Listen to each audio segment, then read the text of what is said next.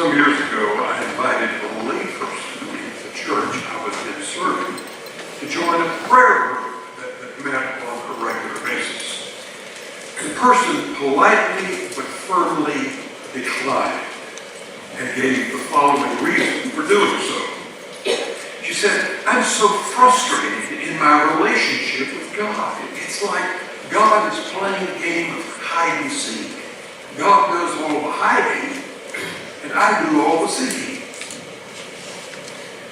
I've never forgotten that comment and the underlying paradox to which it points. As Christians, you and I affirm that God is everywhere, that God is present and active in the world, that God is directly involved in our personal lives. But the plain matter of the fact is that this God remains hidden from our sight. God is not visible and knowable like the sanctuary is visible and knowable. When we pray, we speak to a conversation partner we cannot see or hear in the same way we communicate with our family members and friends. We seek a relationship with someone whose reality we grasp only by faith, not by sight. This is the inescapable paradox. We affirm that God is present, active, and personal, but at the same time, our God is a hidden God. Consider how God is hidden in nature. In saying this, I do not forget that for many, nature is the very handwriting of God. One of the psalmists of Israel saying, "The heavens are telling the glory of God, and the firmament proclaims his handiwork." I mean, just take a drive along Route 6, here in the middle of October, and you'll see that handiwork everywhere. But nature not only gives us the glorious reds and golds of autumn, it also gives us hurricanes and floods, earthquakes and tornadoes. It takes a certain effort of mind to become aware of God in the world around us. H.H. Farmer once wrote wistfully, "If only God would, so to say, sign some of his gifts. If only, like the artist, he would put his signature at the foot of some masterpiece of coloring in the sky. Or, like the musician, had his name appropriately announced prior to every song of the lark. But he does not. Truly, he is a God who hides himself." Consider, too, how God is hidden in history. As Christians, we affirm that God is ultimately in control of history, that God is moving events in a positive, hopeful direction. And yet, so often when we delve into the history of the past, what do we find? Might triumphing over right, the race to the swift and the battle to the strong, truth on the scaffold and wrong on the throne, Christ on a cross and Caesar in a palace. How does one explain the Holocaust in Nazi Germany, or the slaughter of innocent people in today's Syria? It doesn't take a cynic to ask, where is God when these terrible things happen? At the very least, we must conclude that God moves in a mysterious way in the arena of history. Consider also how God is hidden in our personal lives. This was the observation of a woman I quoted at the outset. Her words bear repeating and may be hauntingly familiar to some of you. It's like God is playing a game of hide and seek. God does all the hiding, and I do all the seeking. Here was a person who wanted some evidence of God's presence in her personal life. she was going through a rough spot and needed some solace or guidance. Or perhaps she felt like her life was flat and stale, and that she needed a spiritual connection with something or someone beyond herself. In any case, she became a seeker after God. But in her experience, the God whom she sought was nowhere to be found. God was mysteriously distant and absent. She felt that God was deliberately hiding his face from her face. In this woman's complaint, one hears echoes of the protest of Job in today's Old Testament lesson. Oh, that I knew where I might find God, that I might come even to his dwelling. If I go forward, he's not there. Or backward, I cannot perceive him. On the left, he hides. I cannot behold him. I turn to the right, but I cannot see him. Now, last Sunday, we explored in some detail the background to Job's grievance. Job is perhaps the most tragic character in all the Bible. He's a wealthy man and the patriarch of a large clan. And then he endures an incredible string of misfortunes. He loses his family, his fortune, and his health. But through it all, he refuses to relinquish his integrity and his faith. At one critical juncture, 3 of Job's friends gather to mourn silently with him and then engage him in dialogue. They argue that God is just, and therefore Job must be suffering because of sins that he has not properly confessed.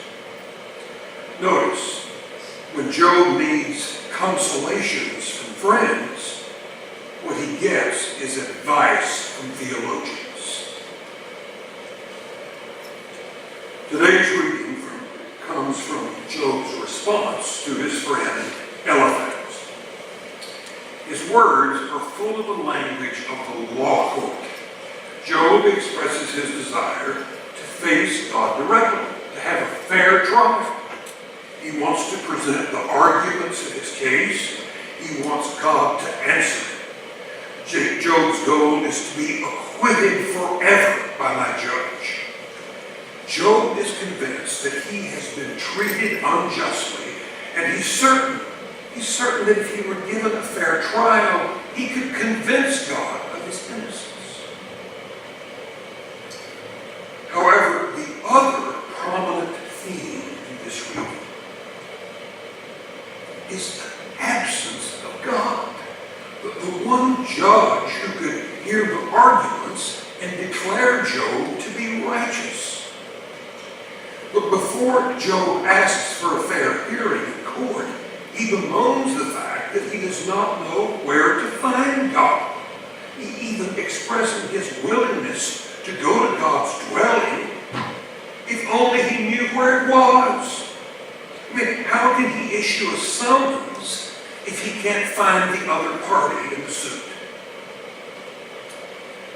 Now, this text, like most texts in the book of Job, provokes more questions than answers.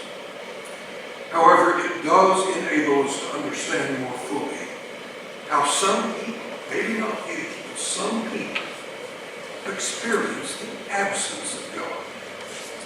Moreover, it shows how easy answers to difficult questions can be harmful. Job, to be sure, wants answers. But more than that, he wants caring relationships, both with God and with his friends. At this point in the story, Job is left to stand alone, with no one to understand and identify with his suffering. Thankfully, the story of Job does not end here. Job refuses to give up on his efforts to get a fair hearing before God. He continues to seek God's face and hear God's voice. And in the end, his efforts are rewarded.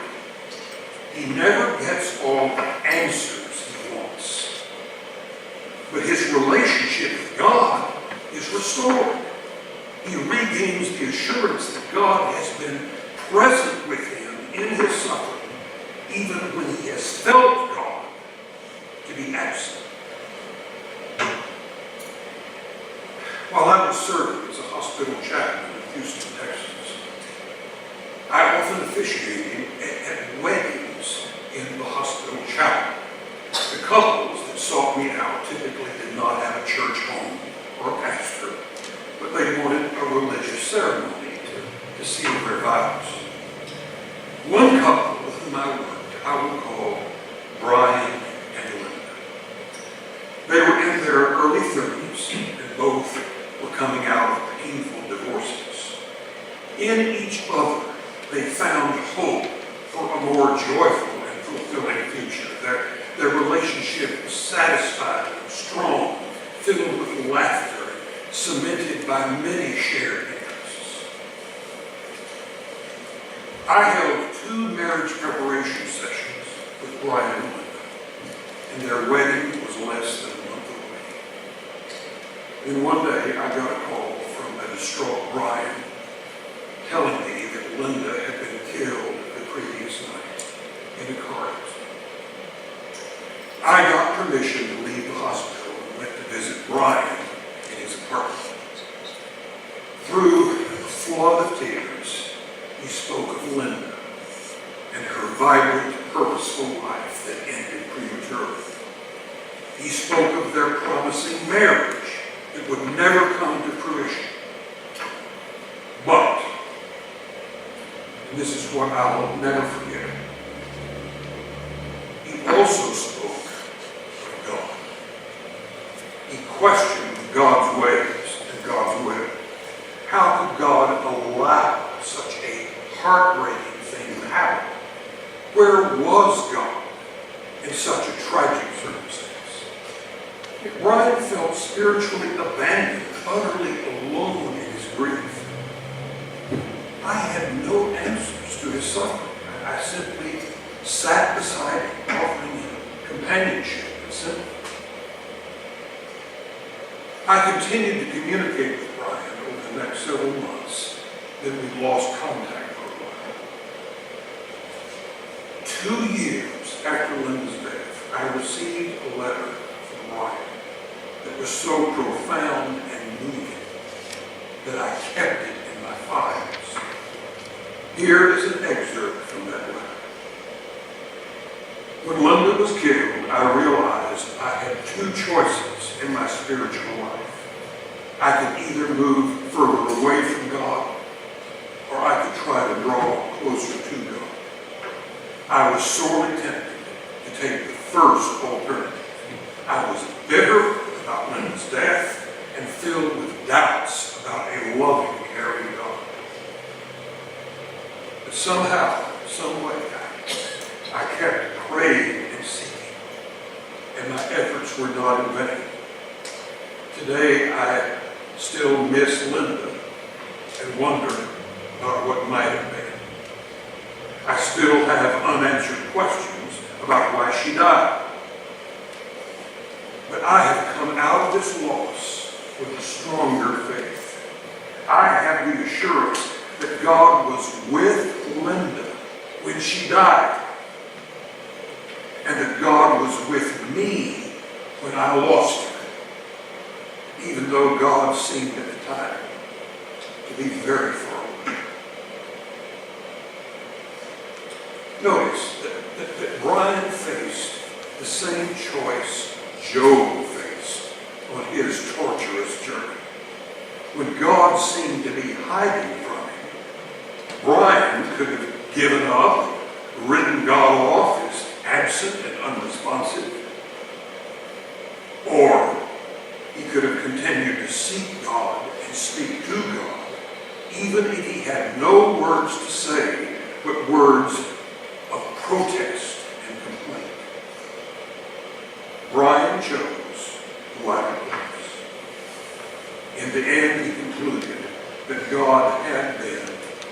an ever-present help in time of trouble. That God had been there all along. Brian Scott, what I believe is the only real answer to the mystery of human suffering and the apparent absence of God. The one who hides from us in nature, in history, even in our personal lives, also seeks us out and stands by us to provide care and support. Friends, this is why the writer of Hebrews could say to persecuted Christians in the first century, "Let us therefore approach the throne of grace with boldness, so that we may receive mercy and find grace to help in time of need." Let me ask you, do you ever feel that God is playing hide and seek with you? That you're caught up in a mischievous game where God does all the hiding and you do all the seeking? If the experiences of Job and the early church mean anything at all, the one thing you should never do is to stop seeking.